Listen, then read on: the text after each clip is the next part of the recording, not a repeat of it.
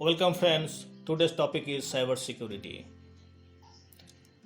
आज का दिन में हम लोग पूरी साइबर के ऊपर डिपेंडेंट है, क्योंकि without computer, without mobile phone आज का दिन में हम चल ही नहीं सकते। और हमारा कंप्यूटर और मोबाइल सभी इंटरनेट के साथ जुड़ा हुआ है, इसलिए साइबर सिक्योरिटी आज का दिन में बहुत ही इम्पोर्टेंट। तो आज का जो हमारा टॉपिक है, इसमें हम लोग डिस्कस करेंगे इसका बैकग्राउंड के बारे में। साइबर सिक्योरिटी होता है क्या, साइबर सिक्योरिटी जानने के पहले हमको साइबर क्राइम क्या होता है वो जानना पड़ेगा। हम क्यों साइबर सिक्योरिटी डिस्कस कर रहे हैं, और साइबर सिक्योरिटी के ऊपर कोई अगर ट्रेनिंग है तो उसके बारे में भी हम बात करेंगे। First one is history. I am the creeper, catch me if you can. Bob Thomas, baby technologies America का एक इंजीनियर है। फर्स्ट इन्होंने एक क्रीपर नामक एक वायरस और वर्म बनाया था और साइबर में इसको छोड़ दिया था। इसके बाद मिस्टर रे टॉमलिंसन इसको देखा और इस आइडिया को उसको बहुत पसंद आया, तो उन्होंने फिर एक एंटीवायरस सॉफ्टवेयर बनाया जिसका नाम उन्होंने दिया था रीपर। और ये रीपर कीपर को फॉलो किया और इसको डिलीट कर दिया। इसके बाद फर्स्ट 1986 में German computer hacker Markus Hess America का military computers including mainframe, जिसका ऑफिस पेंटागन में है, पूरा उन्होंने हैक कर लिया था। और आज का दिन में हैकिंग करना तो एक छोटी बात है। अभी हम लोग जानते हैं जो साइबर सिक्योरिटी है क्या। पहले हम जानते हैं सिक्योरिटी क्या है। Security is the state free from danger और थ्रेट। दैट मीन्स अगर आपके पास कुछ मनी है तो नेचुरली आप बैंक में रखोगे। आप घर से निकलोगे तो नेचुरली आप डोर को लॉक करोगे, क्योंकि that is under security. Next word is cyber. Cyber का मतलब relating to computers, specially internet.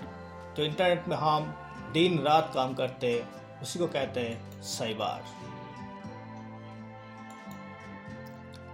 So definition of cyber security like this: cyber security और information technology security are the technique of protecting computers, networks, programs and data from unauthorized access और attack that are aimed for exploitation. That means cyber अपराध एक ऐसा अपराध है जिसमें computer और network शामिल है। तो साइबर सिक्योरिटी करने के लिए पहले आपको करना पड़ेगा आपका पास जो कंप्यूटर है उस कंप्यूटर का सिक्योरिटी। दैट मीन्स जो कंप्यूटर में आप काम करते हैं उसका सिक्योरिटी करना पड़ेगा। जैसे आप क्या करते हैं, कंप्यूटर में डेटा रखते हैं। डेटा मीन्स आप कुछ लेटर, कुछ इंपॉर्टेंट ईमेल्स वगैरह और कुछ इमेजेस, कुछ वीडियोस जो आपके लिए खूब इम्पॉर्टेंट है, वो अगर खो ना जाए, डिलीट ना हो जाए, ये आपको देखना पड़ेगा। आपका एप्लीकेशन और सॉफ्टवेयर भी ख़राब ना हो जाए, ये भी बहुत इम्पॉर्टेंट है। उसके साथ साथ हार्डवेयर, दैट मीन्स जो फिजिकली आपके सामने अभी दिख रहा है, आपका पीसी दिख रहा है, आपका यूनिट सिस्टम दिख रहा है, आपका आउटपुट डिवाइस दिख रहा है, इनपुट डिवाइस दिख रहा है। These are all called hardware. Not only computer, आज का दिन में आपके पास जो मोबाइल फ़ोन है वो भी साइबर के साथ यानी नेट के साथ जुड़ा हुआ है, तो आपका मोबाइल फ़ोन का भी सिक्योरिटी के बारे में बहुत ध्यान रखना है। इसके पहले हम लोग जानते हैं साइबर क्राइम क्या है। अगर साइबर क्राइम हम लोग को पता चले तो हम कैसे सिक्योर करेंगे वो भी हम जान लेंगे। Cyber crime is the unlawful acts where the computer is used as a tool. आप जिस पीसी में को यूज़ करके आपका काम करते हैं, अच्छा काम करते हैं, उसी पीसी के यूज़ करके साइबर क्राइम किया जाता है। इसका वे क्या है साइबर क्राइम का? वेब हाईजैकिंग हो सकता है, वायरस अटैकिंग हो सकता है और स्टॉकिंग हो सकता है। First one is web hijacking. Web hijacking is the forceful control of another person's website. That means आप यूज़र हो जो victim, he is the user और हैकर अदर कंप्यूटर में बैठा हुआ है। अब जो काम कर रहे हो वेब सर्वर के हेल्प से ये ऑटोमेटिक आपका जितना डेटा सब हैकिंग कर रहे हैं। That is called web hijacking. Second one is virus attacking. Virus attacking is the program that have the capability to infect other programs. That means virus भी एक प्रोग्राम है। ये प्रोग्राम और अगर सर्वर में छोड़ दिया जाए तो आपके नेट जब आपके कनेक्ट करेंगे आपका पीसी के साथ, तो आपका पीसी में जो भी डेटा है, जो भी एप्लीकेशन है, नॉट ओनली दैट जो भी हार्डवेयर है उसके ऊपर अटैक कर सकता है और वो खराब हो सकता है। Third one is stalking. Stalking means the repeated act of harassment targeting the victim.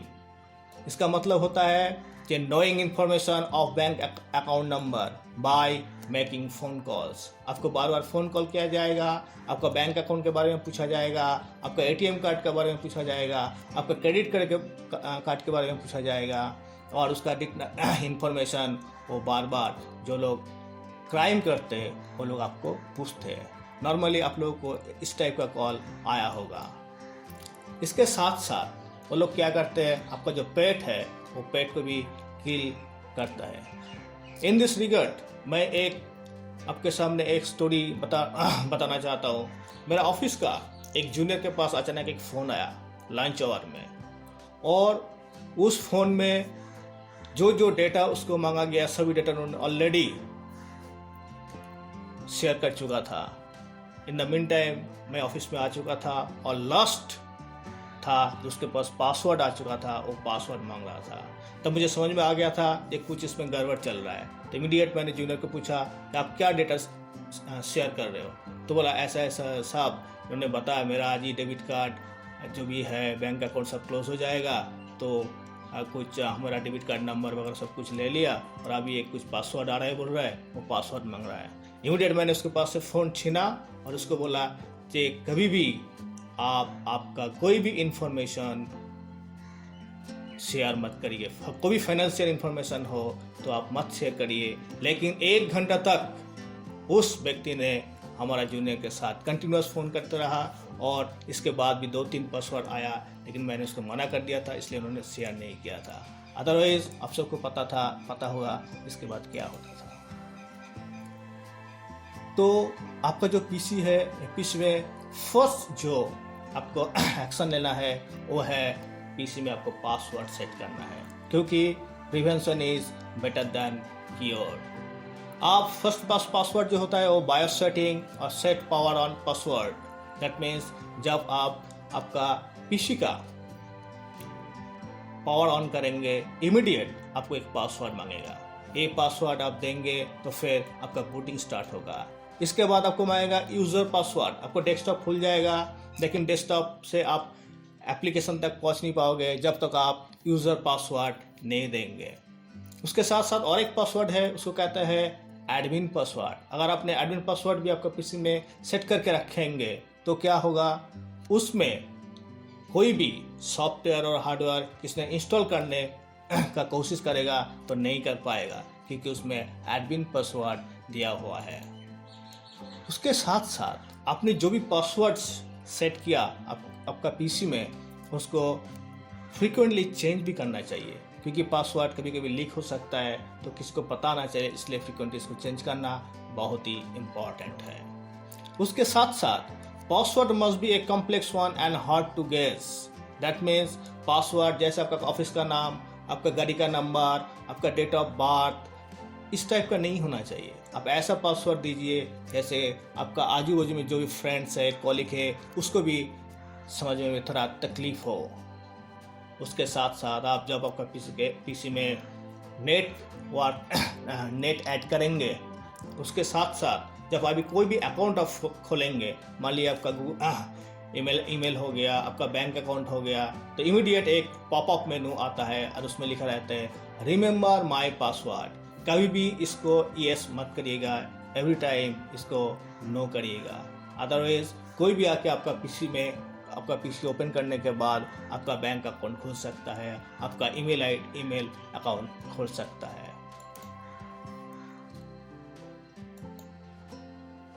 इसके साथ साथ आईटी के ऊपर कुछ अवेयरनेस भी होना चाहिए।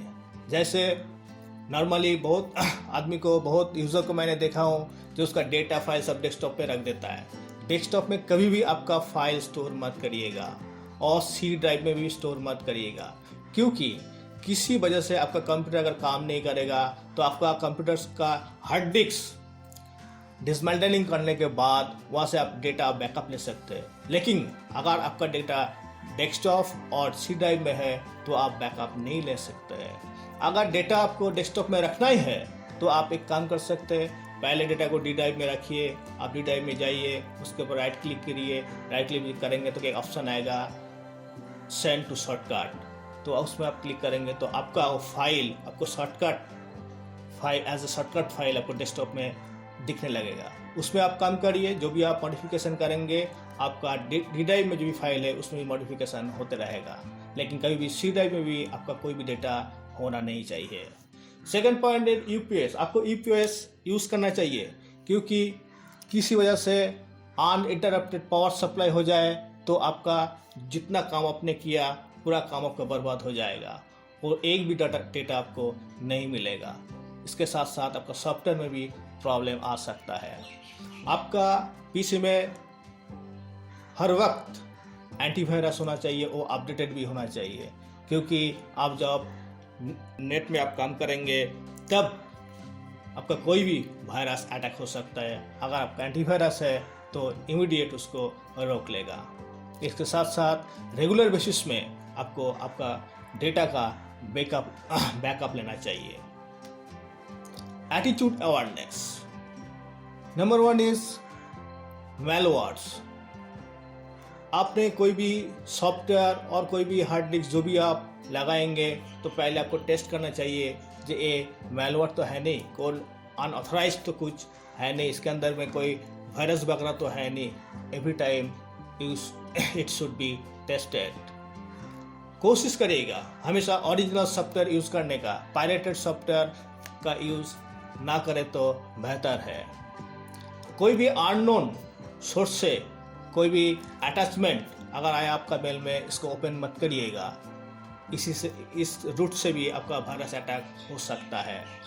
और कभी भी ईमेल पे पर्सनल फाइनेंशियल इंफॉर्मेशन आप शेयर मत करिएगा। जो भी फाइनेंशियल इंफॉर्मेशन होगा आप बैंक पे जाइए, जो भी जगह में आपको जाना है आप वहाँ जाके इंफॉर्मेशन शेयर करिए। आप ईमेल में और फ़ोन पे इसको शेयर मत करिएगा। साइबर क्राइम का एक डेटा मैंने यहाँ पर दिखाया, आप देख सकते हो 2010 से 2019 तक एक डेटा है और डेटा सोर्स भी मैंने नीचे लिख दिया। इससे आप जो बार चार्ट और जो लाइन चार्ट आपको दिख रहा है, इससे क्लियर है कि साइबर क्राइम दिन पर दिन इंक्रीज हो रहा है। तो आपको आपका पीसी का हर टाइम सिक्योर रखना है, क्योंकि साइबर क्राइम हो रहा है। जितना साइबर क्राइम हो रहा है उससे उतना एक्सपोज भी होता नहीं है, क्योंकि कोई भी प्रॉब्लम जो अराइज करते कोई भी हम लोग हर टाइम पुलिस के पास व क्राइम ब्रांच के पास नहीं जाते हैं। तो साइबर सिक्योरिटी क्यों है, इसके लिए एक कोट आपको दिखाएंगे। 1950s में अमेरिकन बैंक रॉबर विली शोटन को पूछा गया था, आप क्यों बैंक रब्ट करते हो, मीन्स आप बैंक डकैती क्यों करते हो। उसका आंसर था that's where the money is. Money bank में है, इसलिए मैं बैंक डकैती करता हूँ। लेकिन as on date your money is in cyber space. Cyber security का ट्रेनिंग अगर आपने कुछ साइबर सिक्योरिटी के ऊपर कोर्स करना चाहते हैं वो भी कर सकते हो। Not only that, after 12th इसके ऊपर बीटेक कर सकते हो, बीएससी कर सकते हो, computer science and cyber security. अगर आपने कुछ सर्टिफिकेशन कोर्स कर सकते हो तो आप नेशनल स्किल ट्रेनिंग इंस्टीट्यूट के साथ संपर्क कर सकते हो। ये गवर्नमेंट ऑफ इंडिया के अंडर में है, डायरेक्टोरेट जनरल ऑफ ट्रेनिंग, पहले इसका नाम था एडवांस ट्रेनिंग इंस्टीट्यूट, और ये हर स्टेट में है। यहाँ पर आप देख सकते हो। Thank you for watching the video.